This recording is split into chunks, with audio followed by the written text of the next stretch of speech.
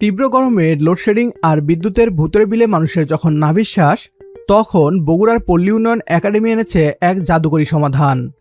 টানা 12 বছর গবেষণার পর তারা ফ্লাইহুইল প্রযুক্তির ব্যবহার করে সম্পূর্ণ জ্বালানিবিহীন বিদ্যুৎ উৎপাদনে সফলতা পেয়েছে। গত 16 আগস্ট এর সফল পরীক্ষা সম্পন্ন হয়েছে, যা বাস্তবায়িত হলে বিদ্যুতের পুরো বাজার বদলে যেতে পারে।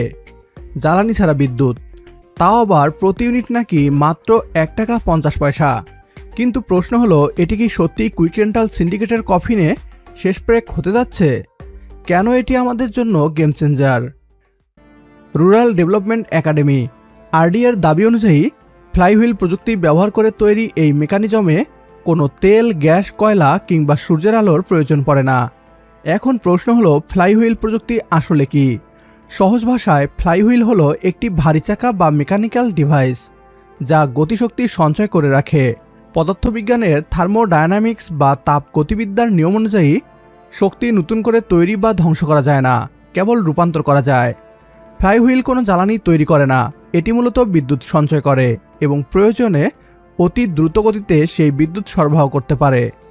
অর্থাৎ এটি এক ধরনের অত্যন্ত কার্যকর মেকানিক্যাল ব্যাটারি বা ব্যাকআপ সিস্টেম।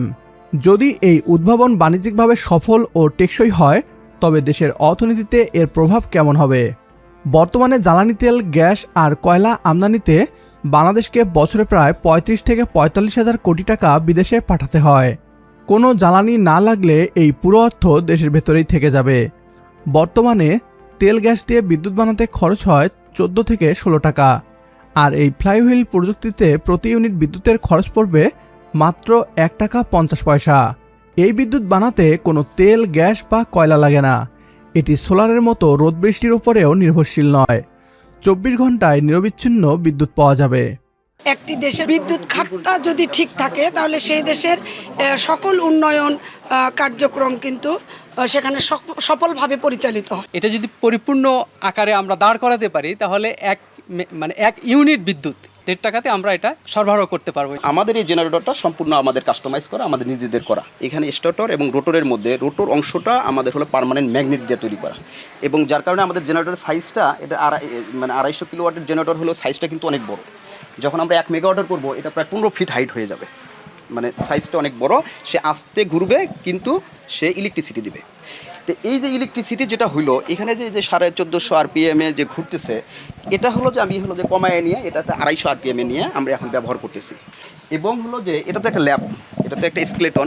এটা যখন হলো যে স্মুথলি পাবো, তখন হলো যে আমাদের যে প্রাইম মুভার আমরা বলি, প্রথমে যে ইলেকট্রিসিটি আমরা দিয়ে একে চালু করছি, এই যে ইলেকট্রিসিটিটা আসতেছে, সেই ইলেকট্রিসিটি দিয়ে আমরা প্রাইম মুভারটা ব্যবহার করব। ইলেকট্রিসিটি বিভিন্ন সময় বিভিন্ন জন আবিষ্কার করছে, দাবি করছে, এরকম ঘটনা আছে।